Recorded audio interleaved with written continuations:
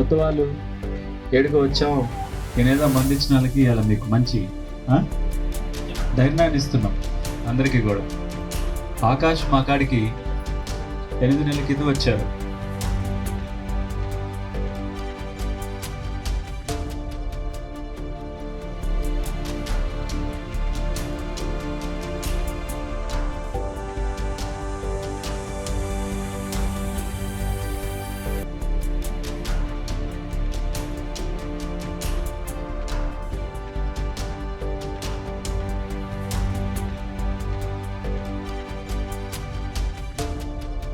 నా పేరు రమేష్, మాది వెస్ట్ గోదావరి పార్కొల్లు.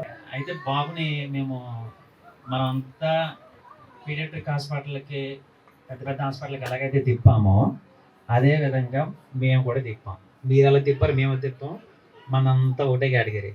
ఎక్కడికి వెళ్ళినా కూడా ఎవ్వరూ కూడా గ్యారంటీగా ఇన్ని రోజుల్లో అవుతుంది, లేదా ఇన్ని నెలలు అవుతుంది, సంవత్సరాలు అవుతుంది అని మాత్రం ఎవరు చెప్పలేదు. మీకు చెప్పలేదు, నాకు తెలియదు, నాకైతే ఎవరు చెప్పలేదు.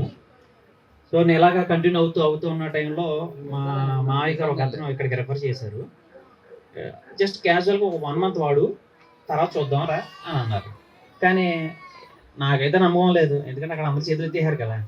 సో సరే వాడదాం, ఇప్పుడు దాకా అయితే ట్రై చేయలేదు కదా, ఒకసారి ఓ నెల, కొన్ని 2 నెలలు వాడతాం సార్, అంతమించి వాడడం కదా అని చెప్పి ఇంకా మనం ఒక 1 మంత్ నేనైతే నమ్మకంగా అయితే వాడలేదు. మా మిస్సెస్ గారు జాగ్రత్తగా కొంచెం కేర్ తీసుకుని వాడు. కానీ ఎక్కడో తెలియదు ఒకటి ఉన్నది, నేచర్ మీద అయితే మాత్రం కొంచెం నమ్మకం ఉంది నాకు. కానీ అది మాత్రం కొద్ది ఆలోచింపజేసేది. సరే 1 మంత్ కదని చెప్పి వాడాం. ఈ 1 మంత్లో మేము ఫస్ట్ టైం వచ్చినప్పుడు సార్కి చెప్పింది ఏంటంటే, మొట్టమొదట బాబుకి ఎప్పుడైనా సరే రొంప కానీ జ్వరం కానీ వస్తే బిఫోర్ యాక్టివిటీస్ డ్రాప్ అయిపోయి మళ్ళీ ఆ యాక్టివిటీస్ ఉండేవి కాదు. ప్రతి నెల ఒకసారి కంపల్సరీ ఫీవర్ వచ్చేది. ఈ ఫీవర్ రావడంతో నాకైతే ఈ ఫీవర్ వచ్చినప్పుడల్లా నేను హై టెన్షన్. నాకు ఇంకేదో అవుతుంది, ఇంకా బిఫోర్ యాక్టివిటీస్ ఇప్పుడు దాకా కొంచెం డెవలప్ అయ్యాడు, మళ్ళీ పోనీ ఇంక ఇవే కనిపించేవి. సార్కి ఇదే చెప్పాను, రమేష్ ఒక 1 మంత్ వాడు, నీకే తెలుస్తుంది అన్నారు. 1 మంత్ వాడాను, ఫీవర్ రాలే. 2nd మంత్ కంటిన్యూ చేసా, ఫీవర్ రాలే. 3rd మంత్ కంటిన్యూ అయింది, ఫీవర్ రాలేదు. అలాగే ఇప్పుడు 8 మంత్స్లో ఒకే ఒకసారి వచ్చింది, అది 2 డేస్ ఉన్నది. ఇంకా అంతకుముందు మళ్ళీ ఫీవర్ రిపీట్ కాలేదు. కోల్డ్ వచ్చేది, ఫీవర్ వచ్చేది కాదు. సో నాకు ఇంప్లిమెంట్ కనబడింది. దాని తర్వాత బాబు కండిషను మెడ సరిగ్గా నిలబెట్టేవాడు కాదు, ఎక్కువసేపు కూర్చోబెడితే వెనక వాలిపోయేవాడు, వెనక పడిపోయేవాడు అన్నమాట. వెనకాల మేము ఏదో తల తిని అలాంటి ఏదైనా పెట్టి కొంచెం అలా మేనేజ్ చేసేవాడు. ఇప్పుడు ఎక్కువ కాన్స్టెంట్గా నిలబడుతున్నాడు, ఇప్పుడు చూసారు కదా నడుస్తున్నాడు. సో నాకు ఇక్కడైతే బెస్ట్ రిజల్ట్ కనిపించింది. దీంతోపాటు మేము ఇంకా పర్సనల్గా డైట్ సార్ని అడిగేవాళ్ళం. అట్లా సార్ చెప్పిన వీటితో పాటు మేము ఇంకా ఫైబర్ ఫుడ్ ఎలా యాడ్ చేసుకోవాలి ఏంటి అవి కూడా చూసుకునేవాళ్ళు.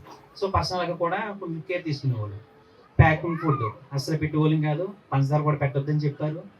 బయట ఉన్నటువంటి ప్యాకింగ్ ఫుడ్ ఏది ముట్టుకునేవాళ్ళం కాదు, అసలు పెట్టాం రానివ్వదు. సో ఇది ప్రజెంట్ మేము సార్ దగ్గర నుంచి ఇక్కడ మొట్టమొదటి నుంచి వాడుతున్నా కానీ నుంచి మా దగ్గర ఉన్నటువంటి ఇంప్లిమెంట్స్ అది. బాబుకి ఫస్ట్ ఎపిలెప్సీ ఉన్నది. ఆ ఎపిలెప్సీ అనేది కూడా నిద్రలో ఉన్నప్పుడు జర్కులు వచ్చాయి, జర్క్స్ మాట. అవి మేము ఏమనుకున్నాం, ఉలికి పడుతున్నాను మేము అనుకునేవాళ్ళం.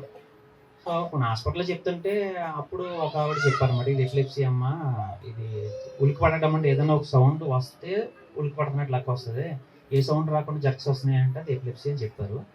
తర్వాత సార్ దగ్గరికి వచ్చిన తర్వాత మేము వాడేటువంటి ఆ కార్పొరేట్ హాస్పిటల్లో ఉన్నటువంటి మెడిసిన్ 7 రకాలు పొద్దున్న సాయంత్రం వాడేవాళ్ళం.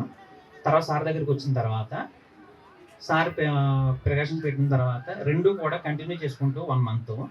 ఆ తర్వాత ఈ 7 రకాల్లో నుంచి 3 రకాలు తీసి 4 రకాలు కంటిన్యూ చేయమన్నారు. అలాగే 1 by 1 తగ్గించుకుంటూ వచ్చారు. మొత్తం అలోపతి మెడిసిన్ డ్రాప్ అయిపోయాయి.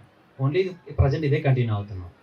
అలాగే ఇంప్లిమెంట్స్ వచ్చేటప్పటికి ప్రజెంట్ ఎపిలెప్సీ అనేది ఎప్పుడో కానీ ఇదివరకు ఇప్పుడు మాట్లాడుతున్న 2-3 మినిట్స్లోనే నెంబర్ ఆఫ్ ఎపిలెప్సీ కనిపించేవి. ఇప్పుడైతే మాత్రం ఎప్పుడో కానీ కనిపించట్లే. సో ఆ ఇంప్లిమెంట్ ఉన్నది.